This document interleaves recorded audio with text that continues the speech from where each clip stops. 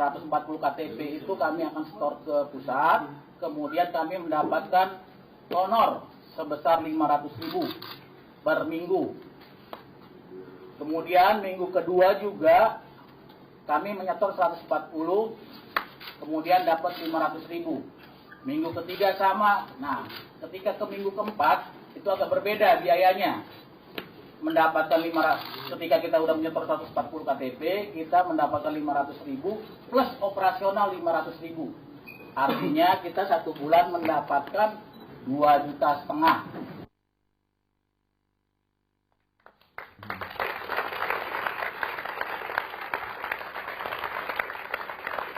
Selamat malam para pemirsa, selamat berjumpa di Suara Rakyat untuk mendengarkan Suara Rakyat. Bersama saya Fendi Ghazali dan saya M. Kodari. Iya. Ya, jadi pertama-tama kita membahas judulnya dulu. Judulnya ini seru. Teman Ahok, badai dari mantan. Iya. Wow, mantap nggak toh? Ya kan? Sebetulnya tadi saya mau usul sama produser. Judulnya jangan gitu. Gimana, Bang? TTM. Ya. Teman tapi mantan. Ya kan? Sama. Gimana Pak kondisi? Ya, saya sebetulnya ingin mengucapkan selamat ya kepada warga DKI Jakarta yang telah berhasil mengumpulkan 1 juta KTP untuk mendukung Pak Ahok sebagai calon gubernur di pilkada yang akan datang. Ya. Terima kasih baik kepada yang masih maupun sudah mantan. Dan saya mohon maaf kalau ada kekurangan sedikit lah dalam pengumpulan itu.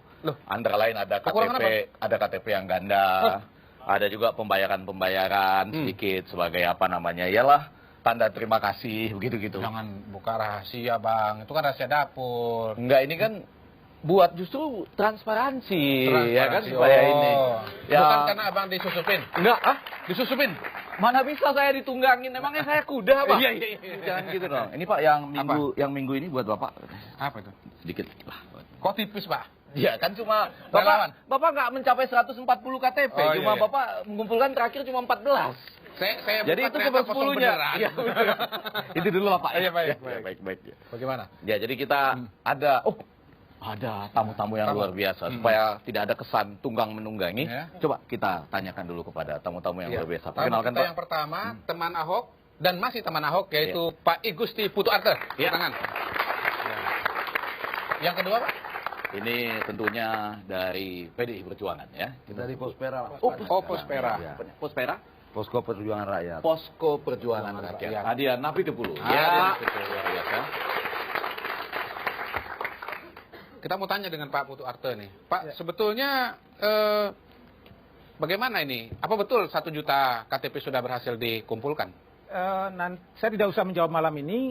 Bung Kodari dan kawan-kawan, Pak Adian juga, nanti kita undang hari Rabu, 2 hari lagi, jam 4 sore. Mari kita hitung sama-sama secara manual 1 juta? Di Pejaten. Ya. Kita saksikan nanti bersama-sama. Menurut perkiraan. Enggak, ini bagus nih. Kalau dihitung mulai dari jam 12. Diperkirakan 4 sampai 5 jam. Oke, kalau kita mulai dari jam 12, selesainya buka puasa bersama. Iya. 1 juta loh ya KTP ya. Jadi yakin ya 1 juta KTP sudah ada? Lebih malah.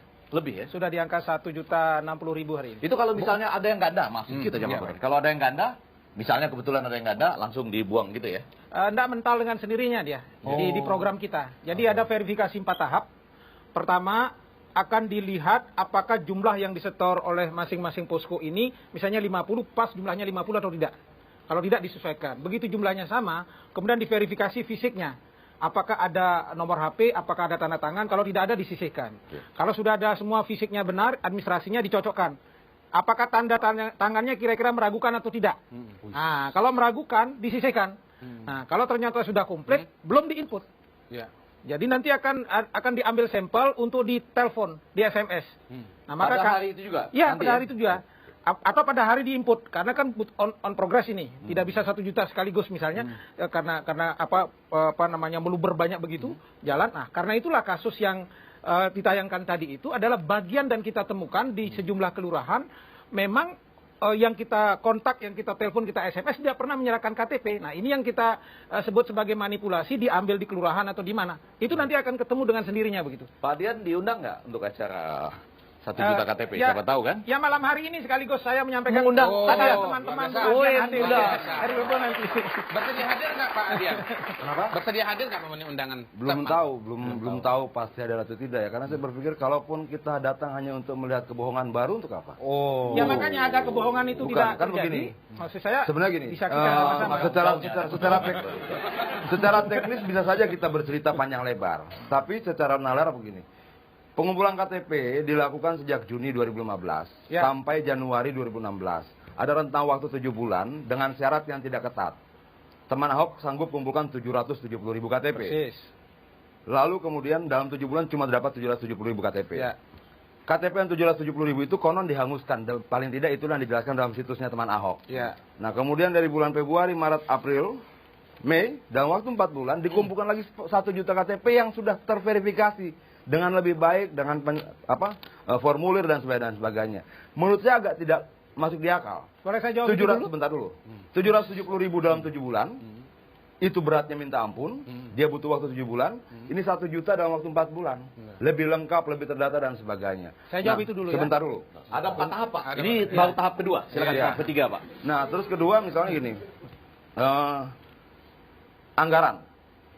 Sampai sekarang kami masih diskusi dengan teman-teman yang lain bagaimana kemudian dengan modal 500 juta bisa membengkak keuntungan 1.300% dalam waktu 1 tahun. Yang ketiga, rekening.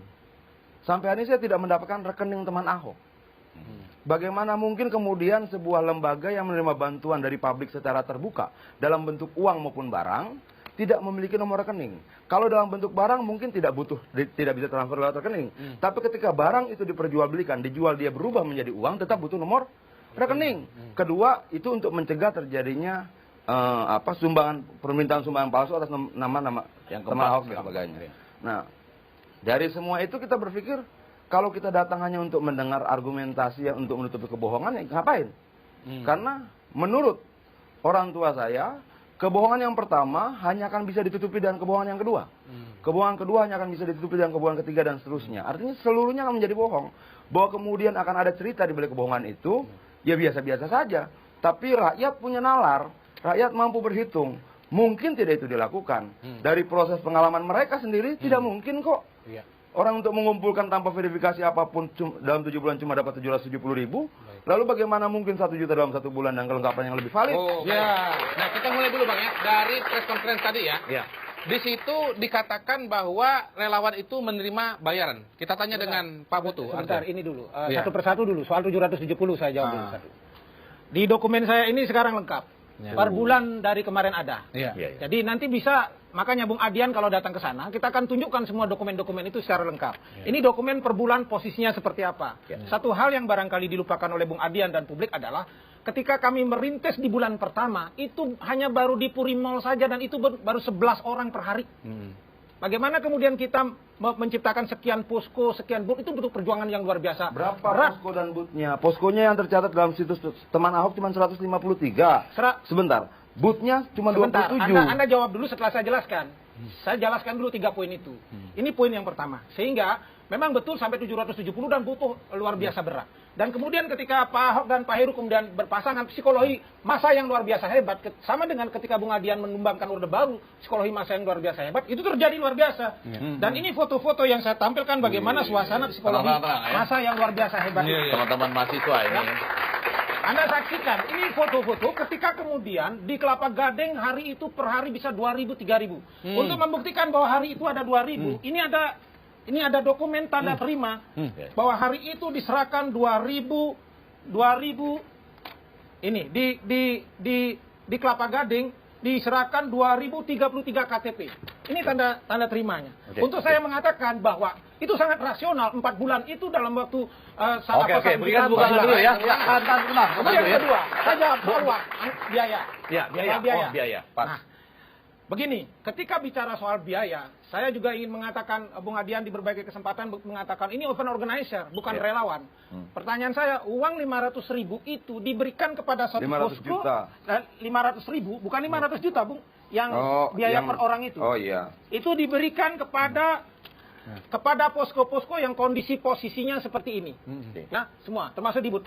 Untuk 2 orang, jadi satu posko 500.000. Kalau dia 3 orang, Anda bisa bayangkan seminggu dibagi 500.000 untuk 3 orang. Jadi kalau 2 orang saja satu hari hanya dapat Rp35.000. Kita tidak nanggung apa-apa, makan tidak tanggung, transport tidak tanggung. Pertanyaannya, punya moralkah teman Ahok ketika dia sudah dapat merchandise keuntungan dari sana, lalu dia membiarkan relawannya kemudian tidak dapat makan dan seterusnya. Teman-temannya Bung Adian di DPR hari ini bahkan bikin undang-undang pun untuk kampanye kemarin dipaksakan. Sebentar, saya pasang. Nggak perbandingan kan? Undang-undangnya untuk kampanye pun dipaksakan kalau dapat uang, dapat ini itu legal, bukan politik uang. Sini ya. Jadi nanti boleh dilanjutkan Pak Purcharles. Bisa dilanjutkan. Nanti senjatanya dikeluarkan semua dari kotak amunisi ya. Karena sesudah ini kita akan mendengarkan ya atau memetik hasil survei yang menanyakan yakin atau tidak bahwa dana operasional teman Ahok berasal dari penjualan atribut. Jangan kemana-mana, tetap di Suara Rakyat.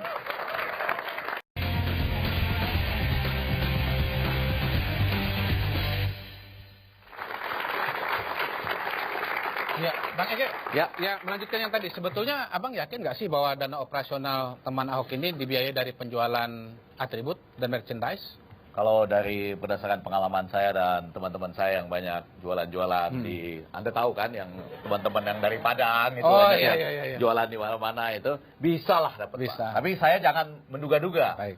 Sudah dilihatin sama Adian saya. Saya tanya mahasiswa dulu aja ya. Ada yang punya pengalaman dengan atribut-atribut yang mungkin disebarkan oleh teman-teman Ini Ahok. teman dari mana, Bang? Ini dari Universitas Negeri Jakarta. Luar biasa. Fakultas Ilmu Sosial, betul ya? Silakan, siapa yang mau bicara? Aris, silakan Aris. Berdiri Aris, yuk. Ya, bismillah. Selamat malam semuanya. Selamat malam. Ya, saya Aris. Saya ingin sedikit memaparkan ya dari temuan saya di lapangan karena memang saya sering jalan-jalan ya, sebutlah seperti itu. Dan saya menemukan fakta, ditemukan beberapa pos teman Ahok dan di sana nggak terlalu banyak penjualan gitu. Justru di sana tuh banyak kan bagi-bagi stiker, bagi-bagi ikat kepala, kemudian bagi-bagi ya pin dan sebagainya. Dan justru saya melihat bahwa di sana tuh nggak banyak bentuk penjualan ya. Di sana tuh banyak mengambil relawan dengan cara ya mengumpulkan KTP, kemudian mengisi formulir. Jadi kalau misalnya tadi dibilang dari hasil penjualan, kayaknya enggak deh, sedikit kayak gitu. Itu pendapat dari saya. Supaya adil, Bang, kita tanya. Supaya adil, silakan. Kita tanya dari Universitas Indonesia. Dari Vokasi. Vokasi Indonesia. Siapa yang mau bicara? Silakan. Oke, silakan. Siapa namanya? Assalamualaikum warahmatullahi wabarakatuh. Berdiri. Silakan. Ya. Nama saya Bima. Assalamualaikum ya Pak. Ya. Waalaikumsalam. Bima. Waktu itu saya kan lagi belajar gitu ya. Terus saya lihat di internet bahwa di situ ada website teman Ahok. Nah, waktu itu di situ ada prosedur pengumpulan dan lain-lain. Nah, saya lihat di sini ada tulisan merchandise. Nah, itu kan situ tertera ada baju, gelang, itu doang sih yang saya ketahuin. Dan situ ada harganya juga. Ya, kalau nggak salah gelang 35 ya, kalau nggak salah. Kaos juga di atas 50-an gitu. Anda beli? Teman saya yang beli. Oh. Iya. Oke, baik. Jadi teman Anda yang merupakan teman Ahok ya? Jadi Anda ini temannya teman Ahok begitu? Iya. Tapi kalau sudah digabung jadi teman-teman Ahok. Nah, ya. Saya dapat pengalaman doang dari teman saya kalau dia Baik. beli dan Iya. dia ngumpulin. Baik, terima kasih. Terima kasih, ya Bima. Jadi ada yang mengatakan dibagi-bagi, ada yang mengatakan memang dijual. Tapi dia online. tadi tidak menyebut baju ya. Iya. Stiker, ikat kepala Baik, dan kita bacakan surveinya Bang Ya, ya. baik. Jadi kita melakukan survei.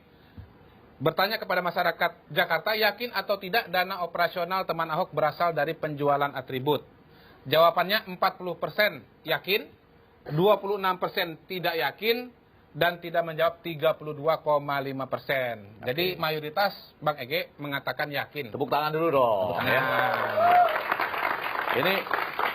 Ini fakta. Kalau Ya. fakta kita sampaikan. Ternyata lebih banyak yang yakin Boleh Adian. saya perdalam, Bang. Yang jawaban tadi itu boleh dulu. ke beliau dulu. Nah, maksud saya yang tadi belum tuntas. Oh iya. Yang tadi belum tuntas. Oke. Iya. daripada nanti ada masalah silakan. Iya, maksud saya biar adil. Tadi ada bertanya 3, saya baru berjawab 2. Baru saya jawab 2. Sebenarnya. Nah, maksud saya baru saya jawab 2. Enggak, kalau Bung tidak mampu menyelesaikan jawaban dalam waktu yang sudah diberikan, ya selesai dong waktunya. Baik. Jangan Bang Putu ya boleh ya kasih jawaban boleh, dulu, P.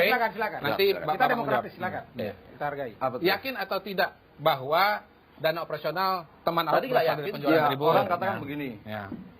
Propaganda yang tajam dan terus-menerus bisa membuat orang percaya surga adalah neraka dan neraka adalah surga. Ini buah propaganda. Ini kita benar segala macam, tapi kita bandingkan. Kita bandingkan hanya zaman apa? 2012. 2012 itu baju kotak-kotak itu luar biasa lakunya. Saking lakunya, pebisnis baju di Tanah Abang Jatinegara ikut dagang. Nah, saya belum melihat antusias setinggi itu. Tapi dengan antusias baju kotak-kotak 2012 saja, keuntungannya cuma 5 miliar.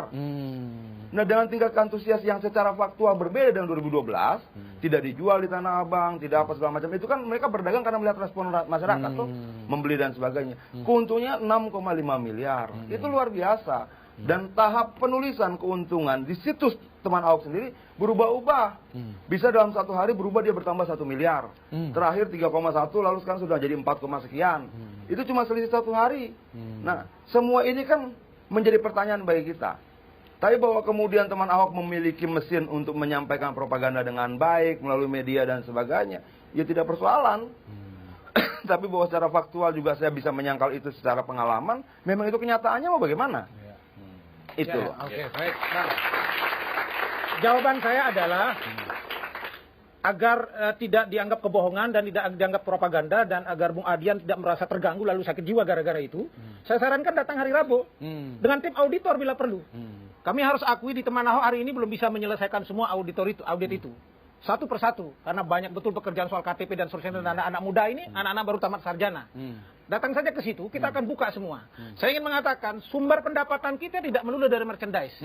Ini ada fakta, kita mencetak koran sekitar 20.000, ini dokumennya, ada orang yang kemudian memberikan gratis percetakan. Formulir-formulir yang disebarkan kepada kawan-kawan, itu berdus-dus, berrim-rim, kertas folio itu datang ke kita gratis. Boleh disebutkan nama percetakannya? Dan ada catatannya. Ya ini tidak enak lah, ini di TV ini. Nah, namanya ada. Nah kemudian ini ada dokumen, ada yang semacam ini banyak. Saya ambil satu saja. Ada 5 buah peminjaman laptop untuk selama 10 bulan. Jadi tidak melulu kita beli mesin scanner segala macam kita dapat dari mana-mana. Ini kemudian ada dokumen lagi. Betul kita menyewa di salah satu mall. 1,5 bulan kita hanya membayar 3 juta untuk 1,5 bulan dan di situ ada 2 bulan. Kok bisa murah, Bang? Nah itu makanya ini dokumennya ada. Karena apa? Karena kebetulan kita sifatnya tidak bisnis. Soalnya takut dianggap wah itu kan mall bagian dari pengembang. Makanya saya paham teori kajian budaya yang disampaikan, kebohongan yang diproduksi terus-menerus menjadi kebenaran. Agar itu tidak mengganggu Bung Adian, ayo datang bersama tim hari Rabu. Buktikan di sana. Baik, belum dilanjutkan ya. Kita baca. Karena dari yang kita dapatkan juga, dari data yang kita dapatkan Hmm. juga, sebagian besar mall itu milik Podomoro Group. Iya. Kaitannya? Nggak tahu. Oh iya baik. Kalau nggak tahu kita kaitannya kan dulu disebut dan sebagai. Kemudian ini yang menarik. Tadi malam saya dapatkan WhatsApp dari kawan, isinya begini. Dia terima SMS dari orang lain. Terima kasih Ibu Katarina Sumiati. KTP Anda sudah kami terima dan kami jaga. Anda telah menjadi bagian dari 1 juta KTP untuk Ahok Heru, independen, info, temanahok.com. Lalu dia komentari begini. Tiba-tiba ada SMS masuk, screenshot di bawah. Saya cuma nyengir. Mohon maaf Anda keliru. Karena titik 2 nama saya bukan Katarina Sumiati. Kedua, saya bukan warga DKI. Walaupun saya bekerja di Jakarta. Ketiga, saya bukan teman Ahok. Kenal juga tidak, apalagi temanan sama Ahok. Benar ini. Benar. Baik, Ya, sebentar. ini benar. Nah, nanti kita akan jelaskan. Bukan, artinya ini yang saya dapatkan. Bagaimana dengan yang lain? Ya, ini nah, ada. berarti bahwa kemudian gini, waktu kemudian pertama dikatakan oleh teman Ahok, kami relawan tidak dibayar. Ini relawan sukarela dan sebagainya. Lalu kemudian mantan menyampaikan bukti-bukti pembayaran dalam bentuk kwitansi. Lalu berubah dan kemudian disampaikan bahwa seolah-olah ini sekedar biasa. Kenapa saya bilang bahwa ini bukan relawan tapi karyawan? Karena memenuhi azas hukum perburuan. No work, no pay. Nggak ada pekerjaan, tidak ada upah. Baik. Oke. Itu alat ukurnya. yang Katarina. Yang Katarina itu. Gitu ya, karena ini tadi menyangkut soal ada kontrak apa segala macam, malah ada Pak Junimat Gisang bilang bahwa alirannya ada 30 miliar. Iya, baik. Benar atau tidak kita lihat di segmen selanjutnya. Tetapi Suara Rakyat.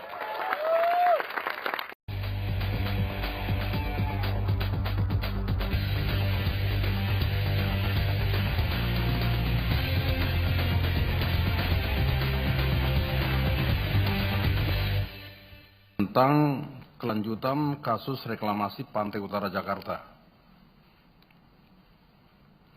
Karena kami juga dapat info, ada dana pengembang reklamasi sebesar 30 miliar untuk teman Ahok. Ya, untuk teman Ahok. Dan dana tersebut disalurkan lewat Suni dan Sirus.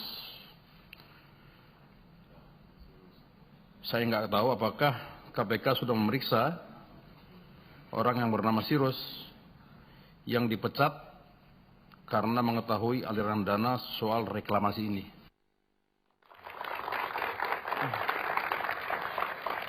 Ini sudah mulai nama-nama masuk ini ya. Iya. Sirus itu bukan nama. Bukan kan, nama, ya? organisasi. Nama organisasi. Kecuali yang Katarina tadi ya. Nah. Katarina itu sebetulnya nama badai. Betul ya? Badai Katarina. Itu di Amerika. Gitu ya. Iya kan? Nama Iya. badai sesuai dengan judul. Iya. Badai dari Banten. Pak, ada kesempatan sekarang buat Pak Putu menjelaskan ya. Jadi yang soal 30 miliar ini, kalau mau diambil sedikit soal Katarina tadi boleh. Silakan. Ke sini Pak Putu. Tepuk tangan dong buat Pak Putu ya. Jadi adik-adik mahasiswa, apa yang dikatakan Bung Adian tadi soal Katarina itu benar. Fakta itu benar. Jadi itulah metode verifikasi kita yang terakhir untuk mengkonfirmasi apakah Ibu Katarina itu benar seperti ada di KTP itu atau tidak. Dan fakta itulah yang kami temukan, beserta kemudian pemalsuan tanda tangan dari teman-temannya Bung Adian yang 5 orang itu yang kemudian kita keluarkan. Karena manipulasi KTP itu. Nah, itu penjelasannya. Yang kedua, kalau soal 30 miliar, saya tanya adik-adik mahasiswa, Anda percaya bahwa adik-adik teman Ahok ini menerima 30 miliar? Percaya apa tidak? Nah, tidak. Maka saya ingin mengatakan, silakan KPK turun untuk mengusut dan menuntaskan persoalan ini. Kita siap bertanggung jawab. Saya kira itu. Wih, luar biasa. Jadi ini memang agak berat, Bang Adian ya, karena terutama tadi ada kalimat-kalimat dari awal soal sakit jiwa apa segala macam ya, ada tadi ya, supaya jangan sakit jiwa katanya gitu ya, tadi yang pertama gitu ya. Silakan loh, Bang Adian, ke sini dengan teman-teman mahasiswa. 30 miliar tidak diyakini diperoleh oleh teman-teman Ahok, malah mungkin mengalir ke teman-teman yang lain. Silakan, Bang Adian. Ya, kalau saya melihatnya ada mekanisme hukum untuk menguji kebenaran dari keberanian orang menuntut yang menyampaikan. Tuntut saja media massa yang melakukan investigasi itu, tuntut saja orang menyampaikan seperti itu. Karena orang katakan mendiamkan kejahatan adalah kejahatan. Mendiamkan kebohongan adalah kebohongan. Ketika kita dikatakan bohong tapi tidak melakukan tuntutan secara hukum pada yang menyampaikan, artinya kita mengamini kebohongan itu. Jadi tidak perlu kita perdebatkan ya atau tidak, karena sudah dijawab mereka dengan kediaman mereka. Sudah dijawab teman Ahok dan kebungkaman mereka dan tidak melakukan upaya hukum untuk menuntut media massa yang menyampaikan investigasi tanggal berapa, terima berapa, di mana, sejumlah berapa. Itu sudah disampaikan secara terbuka. Gugat saja. Kita punya mekanisme hukum kok untuk sampai pada kesimpulan salah dan benar. Survei bukan mekanisme hukum untuk menunjukkan salah dan benar. Kita punya prosedur hukum untuk sampai pada kesimpulan yang mana yang salah dan mana yang benar. Kalau merasa tidak benar, gugat medianya kalau berani. Jadi menurut teman-teman mahasiswa boleh tanya juga ya, apakah seharusnya teman-teman Ahok menggugat media itu kalau memberitakan investigasi yang seperti itu? Harusnya gugat nggak demi nama baik? Harusnya? Harusnya gugat. Gugat atau tidak? Gugat, harusnya gugat. Ya, boleh. Silakan. Boleh nggak kita bacain sedikit Bang tadi surveinya tadi ya? Ya, jawaban boleh. Kenapa kemudian dana operasional Ahok itu berasal dari penjualan atribut ya. Pertama itu banyak yang beli ya 35%. Lalu ada stand-nya ya, memang ada yang lihat ya, ada stand-nya 15%. Lalu pernah membeli atributnya. Nah, seperti Bima dan teman-temannya. Lalu cukup untuk menutupi biaya operasional 13%. Ini yang yakin. Ya. Kalau yang tidak yakin ya, alasannya pertama tidak mencukupi ya. Jadi dana yang dijual dana yang diperoleh dari penjualan atribut tidak mencukupi. Yang kedua, teman Ahok ini bukan cuma jualan tapi juga menerima sumbangan. Tadi udah dijelaskan oleh Pak Putu Arte. Lalu kemudian ada penyandang dananya. Nah ini tadi siapa penyandang dananya. Kemudian pengeluarannya besar, jadi nggak cukup Bang dengan cuman jualan itu tadi. Walaupun bedanya kalau tahun 2012 di Tanah Abang, tapi dulu Jokowi tidak membuka ini ya, booth di mall-mall ya. Kalau sekarang dibuka, ada metode baru. Bang? Iya, yang jualan di jalan raya. Nah. Tidak di mall. Tidak di mall. Karena relawan itu harus berani berpanas-panas, tidak milih mall. Nah, itu dia. Bukannya, kalau mau jadi relawan, jangan masuk mall. Yang paling enak dulu kita jadi relawan Jokowi, jualannya di pinggir jalan, panas dan tidak dibekasi uang. Nah sekarang posko kita 170 itu di rumah-rumah warga semua dan seperti di foto ini di mall itu Bang, rata-rata cuma 15. Itu kata abang, kata situs abang. Datanya ada, makanya sebentar. abang datang hari Rabu biar terus tidak menebar fitnah di forum ini. Bukan gitu. menebar fitnah bang, sebenarnya orang emosi itu ciri-ciri kekalahan. Begini. Tapi orang yang terus menebar kebohongan juga ciri-ciri orang tidak berkelit, bisa berkelit. Bukan bohong. Yang tercatat di situs bukan 170, 153. Kenapa ingin katakan? Sebentar, kenapa di forum ini jadi bertambah sekian? Baru angka posko saja sudah korupsi. Kenapa nambah 17? Kenapa nambah 17? Saya harus mengatakan. Enggak, kenapa nambah 17? Tadi sore ada 17 lagi. 173. Ada beberapa posko, di beberapa posko yang kemudian karena persoalan nomenklatur itu tidak kita delete. Oke. Nah, karena memang tidak aktif lagi segala macam tidak delete. Booth yang ada itu jumlahnya sekitar 38, tetapi yang aktif di berbagai tempat ada sekitar 15. Jadi kalau tadi dibilang mall-mall segala macam itu hanya 15. Lalu siapa selebihnya di rumah-rumah warga. Bang? Yang harus saya percaya siapa? Situs resmi teman Ahok atau penasihat teman Makanya Ahok? abang datang hari Rabu. Bukan persoalan konfirmasi data. langsung. Buka Orang data semua di situ. Kalau memang data kenapa takut hari Rabu Di datang? situsnya jelas. Itu. Jumlah posko 153. Di situsnya jelas. Jumlah booth 27. Nah, semua yang ada di booth, semua yang ada di situs itu abang sangkal. Bukan. Lalu rakyat harus Kami percaya tidak update, siapa? Bung bicara data kapan, kemudian yang update hari ini yang saya bawa. Makanya agar clear. Bagaimana mungkin update setelah posko-posko tutup dan booth-booth tutup? Hari ini masih jalan, siapa bilang tutup? Loh, di Jalan media semua dikatakan jalan. sudah mulai ditutup karena target sudah tercapai. Tidak. Lalu kalau Di sudah beberapa tercapai tempat, target, di beberapa tempat memang kalau sudah tutup. tercapai target, ngapain lagi dibuka? Makanya biar clear, datang saja hari Rabu. Enggak, tadi itu memang ditutup sementara untuk buka puasa. Sesudah itu buka lagi. Gitu loh maksudnya. Kita juga tutup dulu untuk nanti buka lagi. Setelah, Malah kita akan mendengarkan dari publik apakah ini sudah transparan atau belum. Jangan-jangan apa yang disampaikan oleh Bang Adian memang demikian pendapat publik. Jangan kemana-mana, tetap di Suara Rakyat.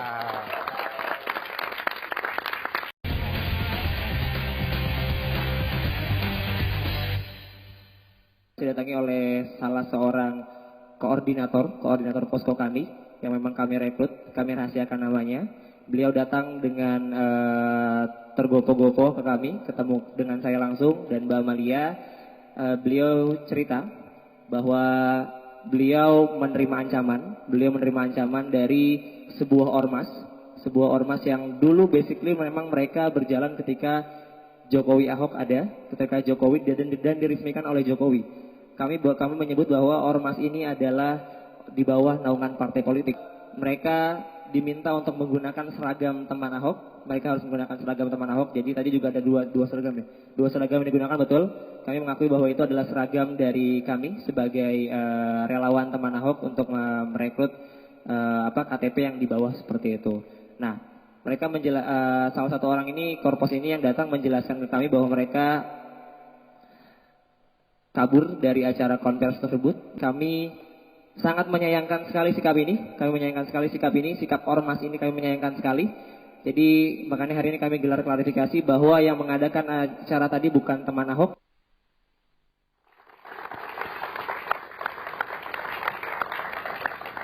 Terima kasih. Ini Singgih ya, anak muda yang luar biasa. Bang Adian, tanggapannya terhadap ini penyusupan. Bukan, pakai Bang. bajunya Bukan penyusupan. Pertama sebenarnya begini, sebenarnya itu pertama adalah persoalan di internal mereka. Teman Ahok dan teman Ahok. Lalu kemudian teman Ahok yang menjadi mantan membeberkan angka-angka. Benar tidak dapat 2,5 juta sebulan. Benar tidak dapat printer, benar tidak dapat handphone dan sebagainya. Mereka tidak sanggup menjawab pertanyaan-pertanyaan itu. Yang mereka tanyakan di belakang itu siapa? Artinya begini. Dalam negara demokrasi, apapun organisasinya, apapun etnisnya, apapun sukunya, tidak bisa kita persalahkan. Yang salah itu adalah perbuatan orang per orang itu, perkataan orang per orang itu. Nah, untuk berlindung dari fakta-fakta yang tidak bisa mereka sangkal, mereka mencari kamuflase dan organisasinya ini.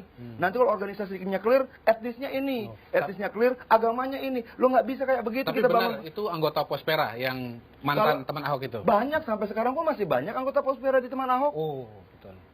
Dan bagi kita tidak persoalan. Yang saya tanya pada mereka saat itu, kalian yakin itu benar? Benar ya, kalian berani sampaikan itu, berani, ya sampaikan saja. Berani jujur itu kan hebat. Kenapa kita marahin? Enggak, saya sedikit aja ya.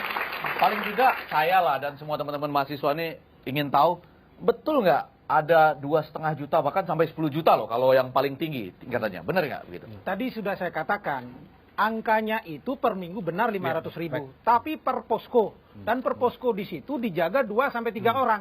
Maka kalau kemudian dirata-ratakan per hari, kalau 2 orang saja, 1 orang hanya dapat 35.000. Sekarang kalau itu kemudian dianggap sebagai perusahaan, karyawan, kan kebangetan. Ketika undang-undang malah mau melegitimasi orang kasih 100.000 untuk kampanye, orang kasih kaos, orang kasih makan, itu bukan politik uang. Di mana prinsip keadilannya kemudian kalau kita tanya ke publik ya, Bang. Iya. Itu kita tanya ke publik. Ada, kita tapi punya nggak sebanyak pertanyaan. itu. Kita tanya ke publik dulu, Bang. Kita punya pertanyaan, apakah patut atau tidak seorang relawan mendapatkan gaji atau bayaran? Jawabannya, tidak patut 51%, patut 44%, tidak tahu tidak menjawab 4,5%. Nah, adapun alasannya, ya, alasan patut mendapat bayaran, 4 jawaban teratas. Pertama, karena telah mengeluarkan tenaga. Ya, kemudian uang transport. Nah, itu kata Pak Putu tadi, uang transport, uang makan, ya. Karena kalau hanya transport saja tapi tidak makan nanti lemes, ya. Lemas. Lemas. Kemudian biaya operasional, ada mungkin 10%. Ya. Sebetulnya ada juga jawaban selanjutnya, tapi tidak disampaikan. Ini 4 besar relawan juga manusia. Relawan juga manusia. Broker juga manusia. Ya. Sama. Sebaliknya alasan yang mengatakan tidak patut mendapat bayaran, ya sama 4 jawaban teratas. Pertama, harus sukarela, ya. Namanya juga relawan, ya. Relawan sukarela. itu dalam kamus besar bahasa Indonesia, rela itu dengan ikhlas hati. Betul. Jadi harus sukarela atau ikhlas 63%. Arti relawan. Arti relawan, ya. Itu artinya sukarela 17%. Kemudian relawan tidak perlu dibayar. Memang kalau sudah relawan jangan terima bayaran 8,7%.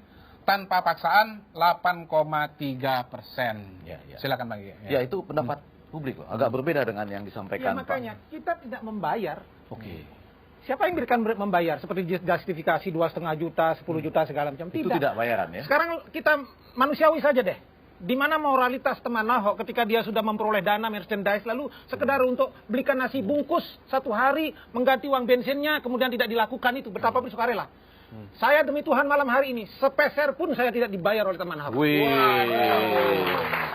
Bahkan pulang dari TV One nanti dikasih honor dan dari mana? Kita disumbangkan. Bawa nasi bungkus ke sana 20 segala macam. Dari Anda boleh klarifikasi ke sana. Apakah saya menerima bayaran selama 3 bulan ini bergabung sama mereka? Luar biasa. Tidak dibayar.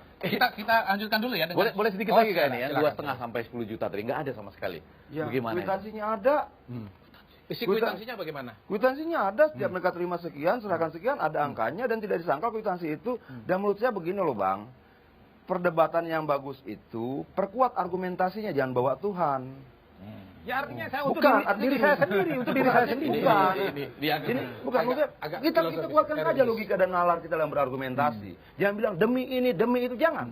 Kenapa? Karena kita sedang berada di hadapan ruang publik. Biarkan kemudian rakyat menjadi cerdas karena argumentasi kita berdua. Jangan kemudian dialektika forum ini hilang karena abang bawa Tuhan. Saya ingin meyakinkan publik. Amin. Saya paling tidak membawa nama Tuhan bukan dalam konteks teman Ahok. Saya menjustifikasi diri saya sendiri dan ketika bicara begini Bang, bentar, saya belum menjawab. Jangan potong. Ketika bicara soal nalar segala macam, saya sudah bawa fakta autentik. Kalau nalar Bang Dian ingin betul-betul diyakinkan luar biasa, mari datang hari Rabu. Selesai urusan. Enggak, tadi kata Bang Adian cuma sederhana sebetulnya. Demi kwitansinya ada. Betul. Dan saya semakin dipaksa datang tidak datang. Kenapa? Karena begini, karena itu juga gini. Ada 3 bentuk kekerasan secara terminologi. Kekerasan fisik, kekerasan psikis, dan kekerasan verbal. Teman Ahok melakukan banyak kekerasan verbal di sosial media dan pendukung Ahok. Termasuk Ahoknya.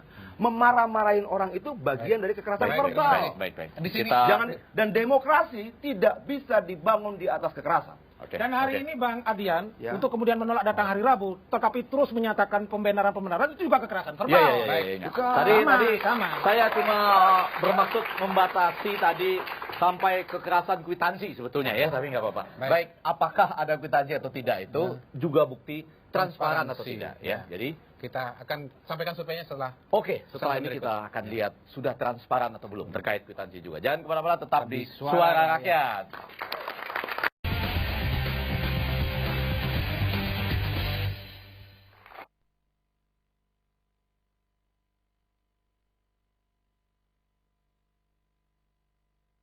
Ini transparan atau belum? Soal kwitansi dan lain segala macam ya. Hasil surveinya yang mengatakan sudah transparan 16%, yang belum transparan 39%, tidak menjawab 44%. Jadi kebanyakan tidak tahu ya. Jadi kemudian ini fakta ya, kalau tadi masih banyak yang yakin, itu juga fakta. Yang ini yang mengatakan masih belum transparan masih 39,3%. Kita lanjutkan, ada pertanyaan yang lain. Sebetulnya ini pertanyaan kita di depan juga ya. Teman Ahok itu relawan atau alat politik sih? Yang menjawab relawan 55%, yang menjawab alat politik 24%, yang tidak menjawab 19,8%. Tepuk tangan dong, masih banyak yang mengatakan relawan ya, luar biasa. Silakan. Setelah mencermati ini semua, Pak Putu, ada pendapat-pendapat yang harus disampaikan kepada teman-teman mahasiswa dulu dong ya.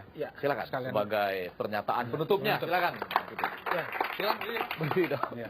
Jadi adik-adik mahasiswa, sebetulnya hiruk pikuk Pilkada Jakarta itu bukan melulu soal teknis. Kalau kita berjebak pada soal kwitansi, relawan segala macam, menurut saya nggak mutu banget.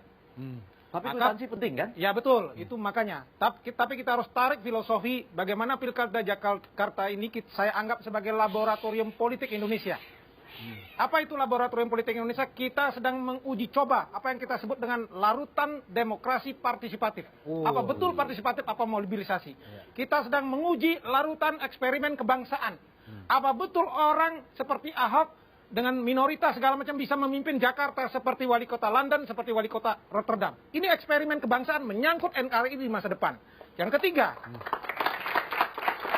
kita sedang menguji coba eksperimen negara kesejahteraan. Orang kelak memilih pemimpin bukan karena figur, tetapi ide gagasan untuk mensejahterakan rakyatnya dengan politik anggaran yang benar. Terima kasih. Pada sisi itulah sebetulnya seksinya Pilkada Jakarta. Terima kasih. Terima kasih.